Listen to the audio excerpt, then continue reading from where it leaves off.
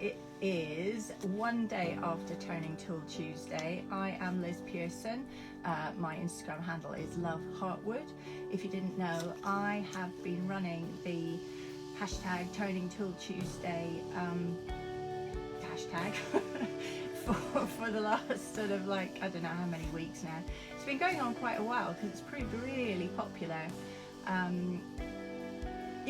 So we decided, because the hashtag was so popular, to do some kind of giveaway, and Richard Findley kindly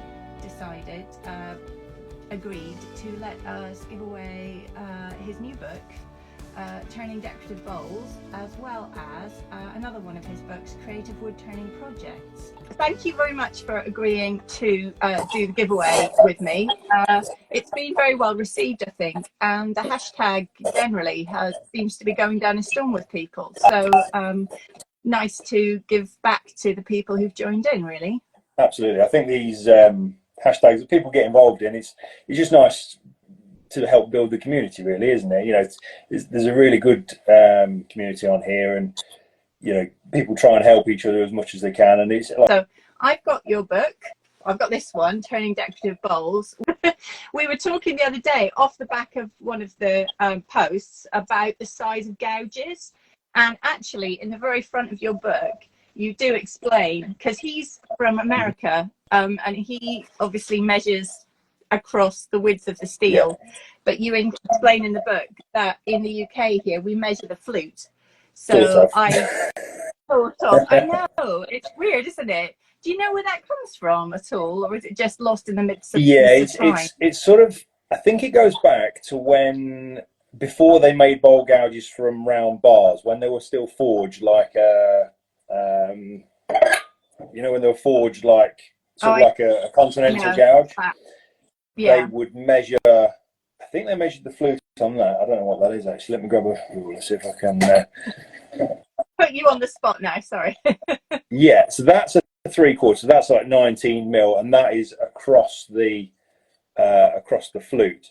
And they sort of do it the same way that they measured these, but it doesn't really work anymore, because these start out as a flat bar and they have a big hammer with a shaped thing on, and it basically hammers it into the shape that they want. Whereas a bowl gouge, excuse me. Yeah, that's all right. No, I know, I'm putting you on the spot. Whereas a bowl gouge, they start with a round bar, and then they have a milling cutter that cuts the flute out. But like you say, the flute on this is a 10 mil or a 3/8 bowl gouge. But the flute itself is about 8 mil. Yeah. And the bar itself, you know, so I didn't even know that. So I've been posting merrily that my gouges are certain sizes, but I've been going on the outside. Yeah. I've just been measuring the outside bar. It doesn't really matter. The only time it really matters is if someone from the UK orders like an American gouge, like a Carter or a Thompson or whatever. And they think they're getting one and they get the other, because the difference, excuse me again, I use a 3/8 probably when I'm doing bowls, probably more than anything, but I don't do massive bowls.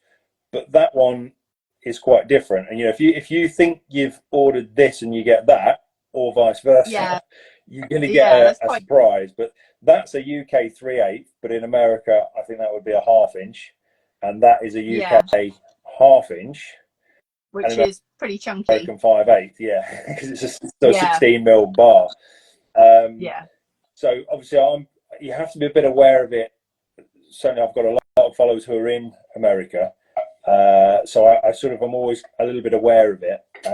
But again, in America, they still import kind of crown tools and various others, so there's still a bit of crossover and confusion there somewhere. So the main thing is just make sure you're getting what you think you're getting when you place the order. I think that's the main takeaway, really, I think.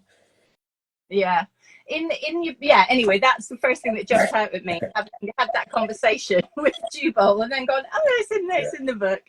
I like how all of these projects came from Woodturning magazine articles. That's right.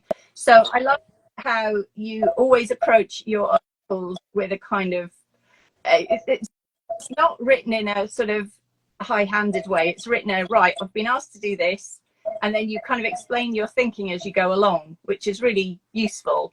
And particularly like that you've put the photo in there of the jigsaw bowl sort of because it's so tempting to leave that kind of thing out, but that's a really useful thing for everyone else to know about. So I quite like that you're very honest, and you do, post, you include everything, the whole process, because the first time you make anything, it's never goes right, does it? Well, that's the thing, yeah. And the articles originally, but obviously now the book, they're slightly different to your usual book, because most books, have a project and then you do X, Y, Z, and you've got a finished project. These were slightly different because they were a challenge from the editor. Yeah. It was more trying to take me out of my comfort zone, really. So, as a professional woodturner, basically my job is to meet the challenges of whatever the customer brings in. So it's sort of kind of what I do anyway. And like you say, the truth of the matter is, occasionally things don't go to plan, and you'll feel the same when you do a demo. If you ever get a catch or something goes wrong in a demo, the audience love it because it just shows that you're just one of them. You can have catches, you can mess up as just the same as everyone else can. So people like to see that, but the important thing is showing how you get past the problem. So a couple of them, like so that jigsaw bowl, I sort of scrapped it and started again with a kind of plan B. And there's a few others that sort of didn't quite turn out how I imagined in my head, perhaps.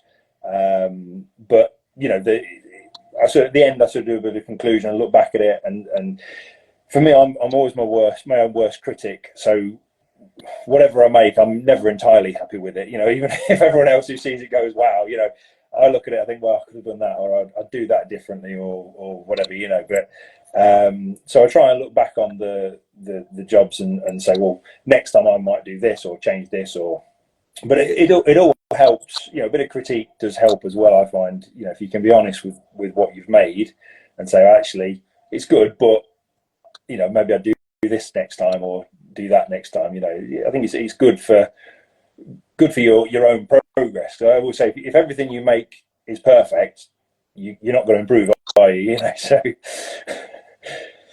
I wish. yeah. That would be amazing. Yeah, it'd be. I don't think you ever get to a point, do you, where the thing you imagine in your head is exactly how it turns out on the lathe. I mean, maybe if you've made lots of the thing before, like lots of spindles, how a spindle's going to turn out. But if it's something new, I mean, how are you going to know? I mean, you'd have to be a robot or something. Yeah, like I say, when I get a commission to copy something, then yes, I try and get it as close to that as possible, and that it is a bit more formulaic. So there's a bead here and a code there, so you can. But when it's something a bit different, like some of the projects in the books, they start with an idea, and then you can imagine what you want it to look like, and occasionally they do, but not always. There's usually something in the process to trip you up that doesn't.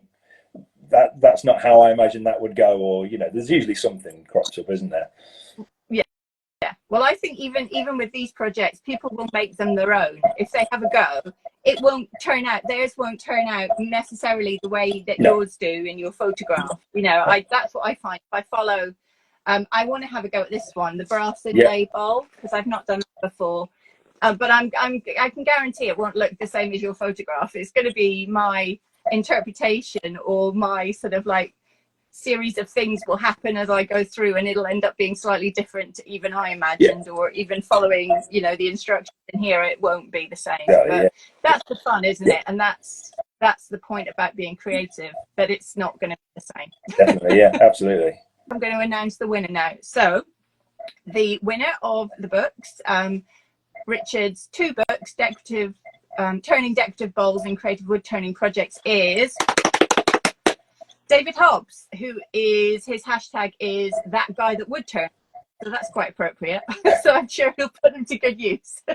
Thank you very much. Are I just want to ask you one more question, Richard, and then I'll let you go, because it is the middle of the workday, isn't it? And we're That's sitting all right. here This is my first day back after a week on holiday, so I haven't actually done anything yet apart from speak to people on phone calls and do emails, really. So I've not really got anywhere yet. Anyway, it's fine.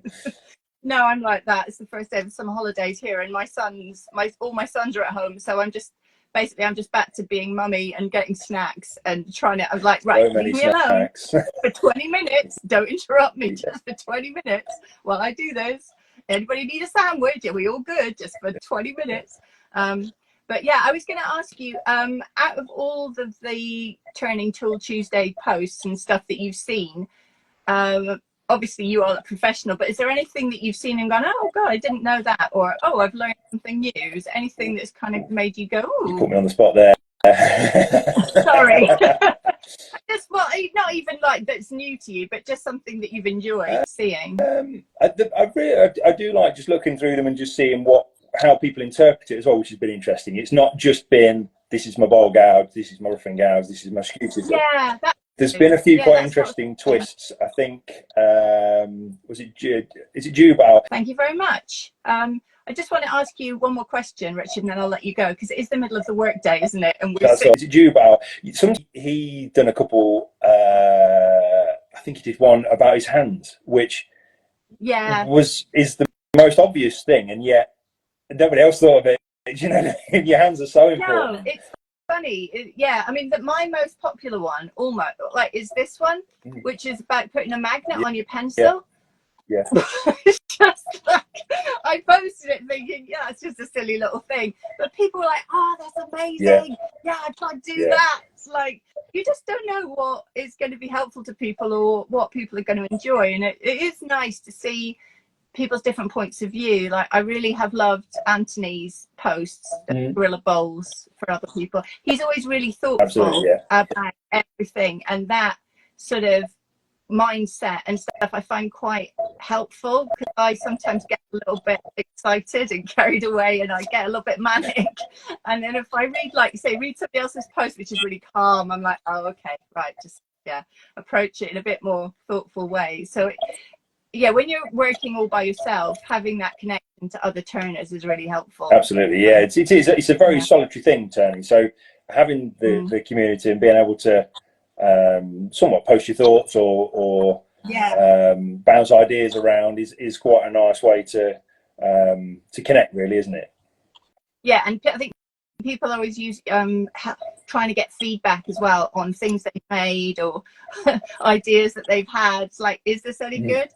Is anyone going to want to buy this? Or if I take this to a craft fair, are people going to run screaming? You know, it's difficult, because when you've made it yourself, you've got no sense of perspective on it. And everyone else might go, oh yeah, that's great. Or you might think it's great, and other people are like, I've seen it before, or, you know, whatever. You just don't know till you ask. So yeah, it is helpful. I am hoping to do some more lives like this, because the hashtag kind of want to keep it fresh and keep it developing. I'm going to hopefully, I haven't organised this yet, I'm just thinking I might do a few more interviews like this, not billions, but, you know, just talking to people about like getting their different perspective and stuff from people who've been very active in the hashtag. It might be nice for people to connect a bit more like this and see people talk rather than a photo or a video, because we're all guilty of that. We post the tools and the videos of the bowls, but we hardly ever get in front of the camera. So, I'm going to force some more people to do this like you have, Richard. It's been so nice to chat to you, but I am going to let you go now and get on with your day. Very good. And I'll go and message David Hobbs. Congratulations, David. If you are the winner, I'm going to get in touch with you. But yeah, it's lovely to speak to you. Take care. And we'll just carry on hashtagging. Very good. All right, good to speak to you. Okay. Take care. Bye.